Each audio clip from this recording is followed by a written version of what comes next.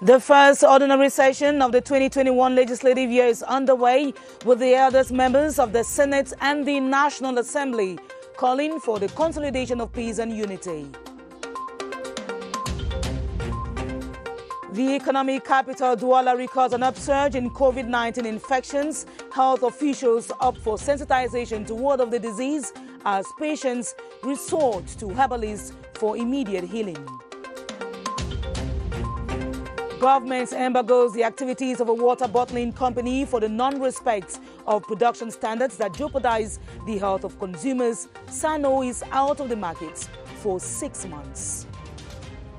Good evening and thanks for joining us. Those were the headlines of the 7:30 News.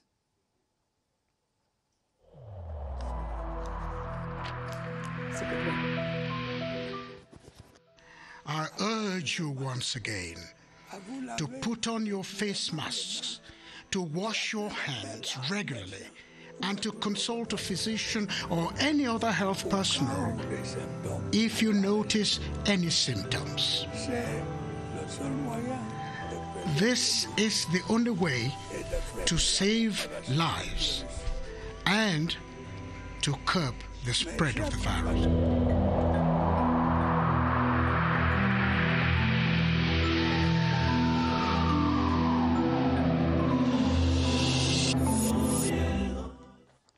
The first ordinary session of the 2021 legislative year at the Senate is underway, with the eldest member, Fon Victor Esimisongo Mukete, hammering on the need for the preservation of the country's peace and stability.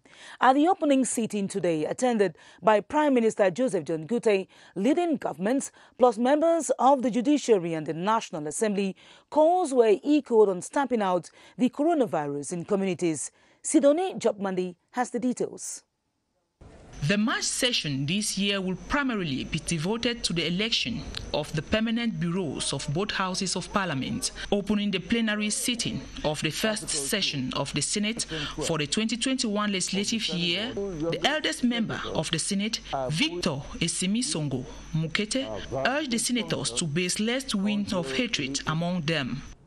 Rejection by one another and stigmatization have no place within the heritage handed down to us by our ancestors with regard to the spirit and the demands of life in the society within a state as ours, which is moving positively towards emergence by 2035. He equally seized the opportunity to extend words of congratulations to the government for the successful organization of the 6th edition of the African Nations Championship, clarifications on certain issues such as road safety, development of health infrastructure in Cameroon, and the ongoing sanitary and socio-political crisis in certain parts of the country will be done during the 2021 legislative year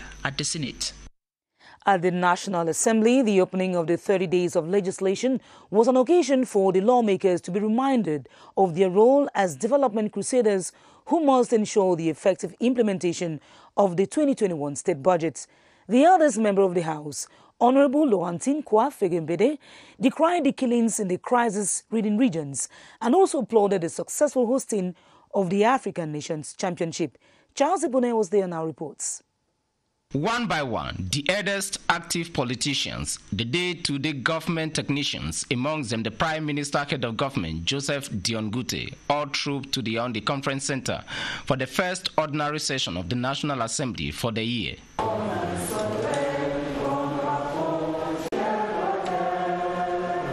Elections for a new bureau awaited. The eldest member of the National Assembly constitutionally presides the start of the session after the verification of the quorum, according to parliamentary standing orders. This solemn plenary sitting, as you know, is to mark the opening of the new legislative year of the National Assembly. The delivered address focuses on deadly road accidents, insecurity, especially the killing of traditional rulers in Libialem Division, Southwest region by separatists. Knowing the resilient capacity of Cameroon, despite the various crises, our country succeeded in organizing some crucial issues. The eldest member of parliament, Laurentine Bedin-Kwafege, hails the organization of the African Nations Championship, the handling of the COVID pandemic, and promised strong parliamentary scrutiny of this year's state budget for the interest of Cameroonians. In one of our top stories, officials of the littoral region have modified strategies used in fighting COVID-19 in the face of rising infections. They opt for more sensitization and are matching hospital services to pressing needs. Larry's Nane Pote reports that health officials in the economic capital are also providing more psychological support to a panic-stricken population.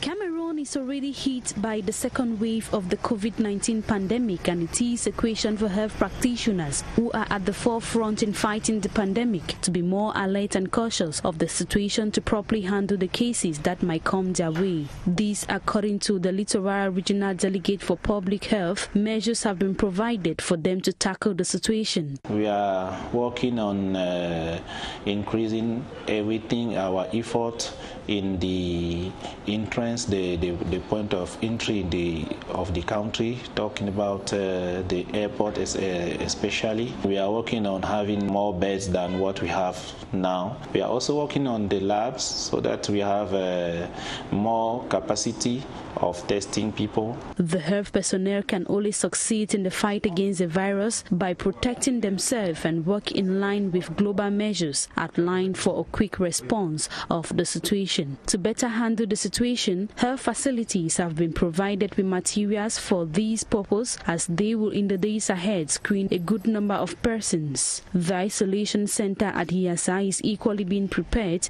to accommodate and cater for both severe and normal cases. The disinfection of hospitals and other public places are equally a necessity to avoid a vast spread of the virus. More than 200,000 COVID-19 infected persons have been administered the treatment of His Grace Samuel Kleder. The herbal anti-COVID medication is available in some Catholic health facilities across the country. The head of the diocese, Dr. Kamini Ajaber Production, says production is being stepped up to meet demand. Saleh Ebenyanyoki has the details. Catholic hospitals in the city of Douala continue to witness an influx of people who call around to collect His Grace Samuel Kleder's anti-COVID-19 herbal tonic, which has been used to treat many COVID-19 infected people since the outbreak of the pandemic last year. Given the positive results obtained, the production of the herbal tonic continued and supply is constant. The medicine is available in our hospital, the head coordination of Cameroon. You can find the medicine. The treatment protocol for the herbal tonic, made up of 2 products, has not been modified with the resurgence of COVID-19. It is the same treatment because there's many molecules we have in the medicine. Given the positive results obtained from those who have been consuming the tonic since the outbreak of the pandemic last year, the demand is even higher. We have now a lot of patients, something like 20,000 patients who come and ask for. The herbal medication, which is prescribed and administered under the supervision of trained medical professionals in Catholic hospitals, is accessible to all who are eligible. The patient will go to the hospital to consult before they give her the medicine. His Grace Samuel Kleder's Elixir, COVID and Adsac COVID are currently available free of charge in Catholic hospitals and diocesan health coordinations around the country. A local bottled water company known as SANO has been issued a 6-month sanction by the Ministry of Mines, Industries and Technological Development. It is reprimanded for failing to respect standards in the production chain of the liquid that puts consumers at risk. Cynthia Saptala read through the decision and our reports on how essential the action to ensure sane production is. Here's a report. It was official since March 4th. The bottled water company SANO has been suspended from operations on the national territory until it complies with the 6 conditions outlined in the ministerial order, one of which is the presentation of results of a complete physical, clinical and microbiological tests carried out by a state-approved laboratory. One of the reasons for their suspension was the non-provision of a site plan showing their safety perimeter. They must also present a report of total decontamination of the site and a modification from natural mineral water found on the label to SANO water. The action undertaken by the ministry is just part of a campaign to review all mineral water companies to ensure the respect of norms. The company undergoes a temporal cessation after observation of breaches and offences relating to mining legislation. According to official sources at the Ministry of Mines, the company has the 6-month period to comply, failure of which may lead to the withdrawal of their license as stipulated in the 2016 law on the Mining Code. Following this suspension, the Ministry of Commerce requested the immediate removal of its products from the markets in order to protect the consumers' health. In other news, preparations are hotting up ahead of the World Consumer Rights Day, which will be celebrated on the theme Fighting Plastic Pollution. Ahead of the commemoration on March 15, the National Consumers Council, led by its president, Jacqueline Kwa, has been deliberating on the respect and protection of consumers against market abuses and social injustices. They were meeting today in Yaoundé. We now take you over to the West region. The city of Bafoussam now has a handicraft village where the rich cultural and ancestral identity of the grassland can be exhibited. The center, inaugurated by the Minister of Small and Medium-Sized Enterprises, Social Economy and Handicraft, Ashil Basilican III, will ease the marketing of goods in this sector. Calvin Nembo tells us more. It is a dream come true for craftsmen and women in the West region. The 500 million watt regional handicraft village located at the Toket neighborhood that has been inaugurated by the Minister of Small and Medium-Sized Enterprises, Social Economy and Handicraft, Ashil Basilican III, will serve as a veritable showroom. Through this village, the artisan, so many people will know me and know what I am doing. On the occasion, marked by a series of stage performances, the Minister of Small and Medium-Sized Enterprises, Social Economy and Handicraft invited all cultural stakeholders to work together in order to get the most out of the new structure. They should make good use of this infrastructure, but at the same time also ensure that in these premises we value the treasures of the grassfield culture. The Handicraft Village will serve as a monitoring center for handicraft production. Elsewhere, an association of printers and polygraphic artists has been received in audience by the Director General of the Small and Medium-Sized Enterprises Promotion Agency, Jean-Marie-Louis Badga. This is to launch an official consortium of actors in the printing sector as government requests that half of books approved by the National Council for the approval of textbooks and didactic material be done locally. Albert Ngang Nde, a member of the association, now talks about the move. Take a listen. Our mission here is to make ourselves, first of all, to be known. We wanted to really create an event so that the government should know that we are existing as local printers in Cameroon. We are now prepared to come in to help our country so that we can do some of this job internally, and that is to promote the economic growth of our own country. Cameroon and India are exploring new trade opportunities that can boost their economies. At a video conference, the Minister of Trade, Luc Magloire Baga Atangana, discussed the stakes and challenges of electronic commerce with members of the Confederation of Indian Industries. Clarice Aritakang has the details. Mutual areas of interest include agriculture, food processing, access to equitable health care, transport and logistics, information and communication technology, as well as the manufacturing sector as a whole. Even though collaboration between both countries is effective, there are hopes of seeing more trade opportunities emerge. What we are waiting from them, requesting from them, and to really to invest in the production, and invest also in the processing of our local product, and to share with us their know-how. Meanwhile, the audience granted the delegation from the Nigerian National Defense College focused on e-commerce. Our coming here has revealed the laudable strides of the government and indeed the efforts that have been made to synergize the prospects of the country in terms of natural resources and trade opportunities, not just for Cameroon, but for both our countries. The 29th batch from the institution took interest in the stakes and challenges at a time when COVID-19 has pressured states into building new ways of doing business. And still talking about the 29th batch of the Nigerian National Defense College, they have been received in audience by the Minister of Posts and Telecommunications, Minette Liken. They were received today and they acquainted themselves with digital economy and national development in Cameroon. The fight against cybercrime and the institutional reforms applied in Cameroon were also presented during the audience. Still in security news, police officers are adequately equipped in investigative and judicial inquiries after a two-day training. The course was funded by the German Ministry of Foreign Affairs and implemented by the German Development Agency. Gerard Nanji Eyambe reports that the project will last for 3 years. From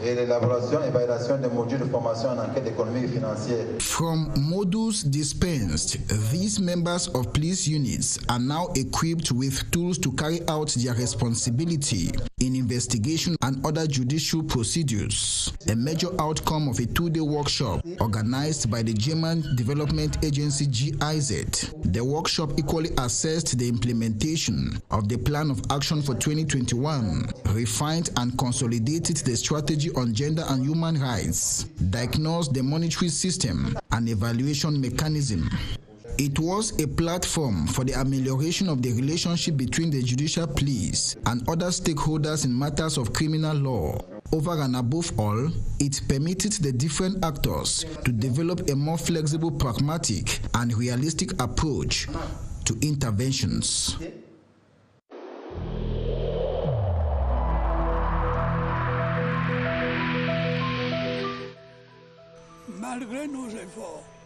Despite our efforts, COVID-19 plunged many families into mourning and seriously hampered the functioning of our economy and society.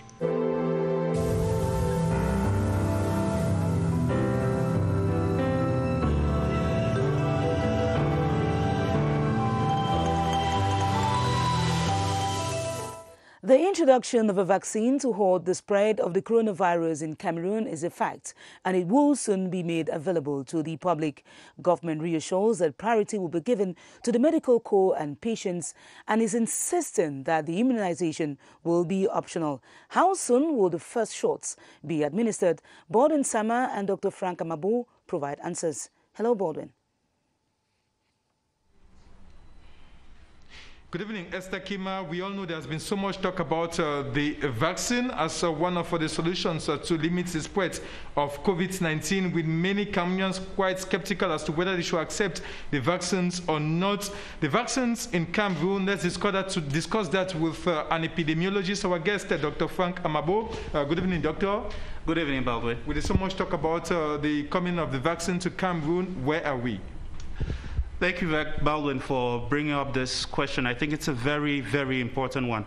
It's first of all important to highlight that vaccination is one of the most important public health interventions, and it has led to successfully eradicating several deadly diseases such as smallpox. That said, Cameroon, like several countries, is aligning itself to work on a strategic plan that would help us cover all the necessary pillars to have a comprehensive immunization plan against COVID-19. I believe it is really important for all healthcare professionals, all associated partners, the media, and I'm glad to have a platform like this, to work together with the community so that they can engage strongly on how to fight against COVID-19. And vaccination, as it has been seen in other countries, is an important tool. I join my voice to all the persons that are presently fighting so that we can help a community understand the importance of vaccination so that together we can kick out COVID-19 from Cameroon. Thank you so much, Dr. Frank Amabo. Vaccination remains an important tool as far as fighting against COVID-19 is concerned. It has been said, and it has been said again, that it's true, it's not going to be mandatory, but we have to consider that as an important tool in this ongoing fight against the coronavirus in Cameroon. Back to you, Esther Kima. Thanks very much, Baldwin Sama. From the COVID-19 vaccine that will soon be administered in Cameroon, let's talk about the World Kidney Day that was celebrated today. Patients suffering from kidney-related complications in the Northwest region say the arrival of 8 new machines at the Bamenda Hemodialysis Center has been relieving to them. They, however, request that 1 more dialysis session be added to their regular 2 per week. Mercy Kusi tells us more. Patients arrive at the Bamenda Regional Hospital Hemodialysis Center accompanied by their caregivers. They say such is the magnitude of support they've been receiving since they fell ill. My kidneys failed when I was in Form 5. I went to school, I went to university, I completed, and now I'm working. So my life is still the same. Nothing has changed. Some months back, the close to 60 kidney patients were pessimistic when the dialysis machines broke down. But today, things are different. We go for dialysis twice a week, and the only issue that we have here, we have issues of lights, because when there are no lights, we will not be able to dialyze. They have just given us brand new machines. On this World Kidney Day, the patients in the Northwest have requested that the regional hospital extends their sessions to thrice a week. In diplomacy, Cameroon has extended gratitude to La Francophonie member states that backed the election of its candidate as Secretary General of the Conference of Ministers of Youth and Sport of La Francophonie. This was during a reception at the Ministry of External Relations offered for Luzet Rene Thobi Ndedi. Minister Mbela chaired the event, as Charles Ebune reports. The ceremonial hall of the Ministry of External Relations this Thursday, March 11, diplomats from La Francophonie family in Cameroon are gathered to honor the election of Cameroonian athlete of international renown, Luzet Rene Thobi Ndedi. The government meets with them to salute their support for the election of this Cameroonian lady as the first ever female Secretary General of the Conference of Ministers of Youth and Sports of La Francophonie. Today, we cannot govern an organization without taking into account the health crisis, economic crisis, reduced resources. According to the Minister of External Relations, Mbela, the government, through the President of the Republic, Paul Biya, expresses gratitude for the support of other La Francophonie member states who backed Cameroon's candidature for the post of Secretary General of the Conference of Ministers of Youth and Sport of the said organization. And that will be all for this edition of the 7:30 News, in which you merely heard that the first ordinary session of the 2021 legislative year is underway, with the eldest members of the Senate and of the National Assembly calling for the consolidation of peace and unity. The economic capital of Douala has also been recording an upsurge in COVID-19 infections, and health officials have been opting for sensitization, while patients have been resorting to herbalists. At 8:30 p.m., you'll be in the company of Adel Mbala. Tomorrow, Benin Bumagana will be your host at 7:30 p.m. I'll be back next week on Monday, God willing. Stay tuned to our programs on CRTV and on CRTV News. Good night. Thanks for watching.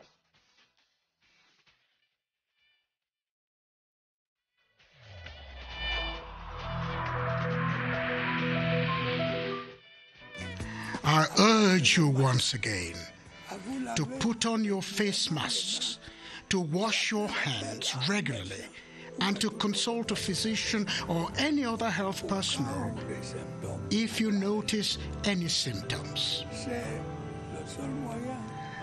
This is the only way to save lives and to curb the spread of the virus.